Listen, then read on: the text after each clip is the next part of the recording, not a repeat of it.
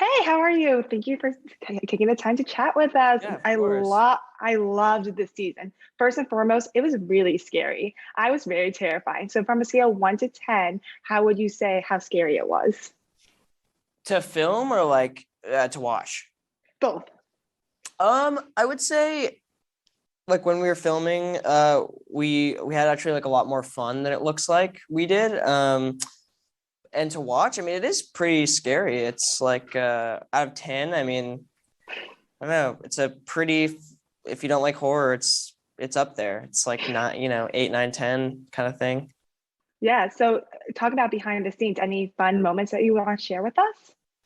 Definitely, yeah. I got to spend. I mean, I got to spend some time in Atlanta a little bit where we Oh, usually shoot to shoot some scenes for the first episode, and then the rest of the series or season I shot in Albuquerque, New Mexico, and that was just incredible because like we just had a great crew and we got to just like really bond with each other because a lot of yeah. the time we were kind of in the middle of nowhere in the desert and like it was just me and the cast and me and Charlie Heaton and Eduardo Franco and Noah Schnapp and Millie and we all really bonded and usually we're all in Atlanta and like we see each other every day and it's like this like thing where it's like yeah I'll see you tomorrow but like this is like we like in a good way we're like forced to like hang out and like Yeah.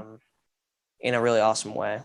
No, that's great. And so talking about you and Millie, your relationship goes through it. Eleven's going through it. You guys are navigating long distance. What would you say how that affected your characters and how affected your relationship?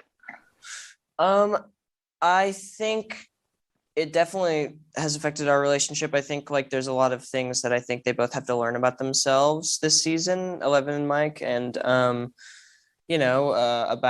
themselves in order to like, especially for Mike, in order to like have proper the love that 11 wants him to give, and for all of his relationships and in general. So yeah, I think it's kind of as well a coming of age story within this kind of crazy horror thing.